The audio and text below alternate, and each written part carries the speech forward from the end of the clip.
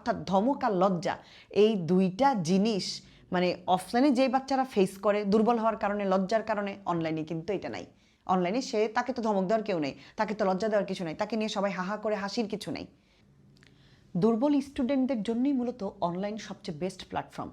অনেকেই এই কথাটা শুনে একটু অবাক হতে পারে, বা দুর্বলরা আসলে অনেকে ভাবে যে 1-to-1 ছাড়া বোঝে না। কিন্তু আমি আজকে দুইটা একদম প্রুফ দেখাবো, যে এই দুইটা প্রুফ দেখার পরে বুঝতে পারবে যে হ্যাঁ, সত্যি দুর্বলদের জন্যই অনলাইন বেস্ট। তবে এক্ষেত্রে একটা কথা আছে, সঠিক অনলাইন প্ল্যাটফর্ম খুঁজে বের করতে হবে নিজের মেধা ও যোগ্যতা দিয়ে। না হয় পরে যদি প্রতারিত হয় বা কোনো কারণে যেইটা ভেবেছিল সেটা না হয়, পরে অবশ্যই এটা একটা খারাপ কিছু বয়ে আনবে। জন্য প্রথম কথা হচ্ছে নাম্বার 1, যেটা দুর্বল স্টুডেন্ট যারা, তাদের যে ব্যাপারটা থাকে একবারে তারা কোনো কিছু বোঝে না। যেমন তাদেরকে কয়েকবার রিপিট করতে হয় অথবা একটু বেশি বুঝাইতে হয়। কেউ যে দেখা যায় একবারে বুঝে যায়, আবার ওদেরকে দেখা যায় 2-3বার বোঝানো লাগে। তো এই ক্ষেত্রে হয় কি, অনেক ক্ষেত্রে টিচারকে দ্বিতীয়বার জিজ্ঞেস করলে বা তৃতীয়বার জিজ্ঞেস করলে টিচার ধমক দেয়। সো এই যে ধমক খাওয়ার যে ব্যাপারটা, এইটা আর অনলাইনে থাকে না। অনলাইনে কিন্তু ক্লাসগুলো যখন লাইভ হয়, লাইভ ক্লাসগুলোও কিন্তু রেকর্ড থাকে, নর্মালিও রেকর্ড ক্লাস থাকে।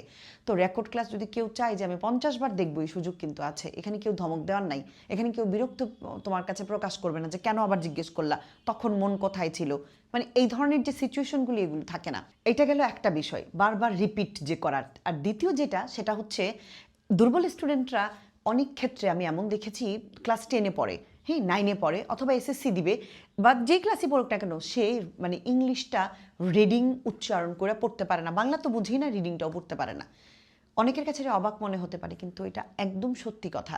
সত্যি অনেকে এখনও রিডিং পড়তে পারে না বা অর্থটা জানে না। একটু গ্রামের দিকে যারা আছে, যেমন আজকে এক স্টুডেন্ট আমাকে ফোন দিয়েছিল যে ম্যাম, আমি তো ক্লাসে যখন যাই, আমি অনেক টিচার চেঞ্জ করেছি, অনেক বেচে আমি গিয়েছি, কিন্তু আমি যে উচ্চারণ করে পড়তে পারি না, মানে এটা আমি কাউকে বলতে পারতাম না, লজ্জায় সবাই হেসে উঠতো। আর টিচার তো দেখা যায় উনি হয়তো আমাকে রুলস বুঝিয়ে দিচ্ছেন, উনি হয়তো আমাকে ম্যাথ বুঝিয়ে দিচ্ছেন বা যেটাই করাচ্ছেন, কিন্তু উচ্চারণ তো আমি করতে পারি না, আমি তো অর্থই বুঝি না, এটা তো আমি বলতে পারছিলাম না।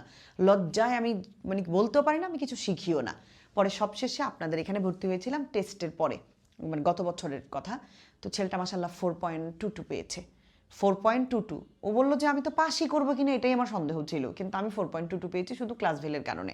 সো এই যে ব্যাপার, লজ্জা, সহু করে সব বন্ধুরা হেসে উঠবে। আর দ্বিতীয় যে ব্যাপার, সেটা হচ্ছে কি, রিপিট করা, ধমক খেতে হবে না। অর্থাৎ ধমক আর লজ্জা এই দুইটা জিনিস মানে অফলাইনে যে বাচ্চারা ফেস করে দুর্বল হওয়ার কারণে, লজ্জার কারণে, অনলাইনে কিন্তু এটা নাই। অনলাইনে তাকে তো ধমক দেওয়ার কেউ নেই, তাকে তো লজ্জা দেওয়ার কিছু নাই, তাকে নিয়ে সবাই হাহা করে হাসির কিছু নেই। সো এই ব্যাপারগুলো খুবই খুবই ভালো দুর্বল স্টুডেন্টদের জন্য। যারা মনে করছো তুমি দুর্বল, অনলাইন তোমার জন্য না, ভেবে দেখতে পারো। যদি বেস্ট প্ল্যাটফর্ম খুঁজে পাও, নিশ্চয়ই তোমার জন্য অনলাইন আশীর্বাদ। ভালো থাকো সবাই।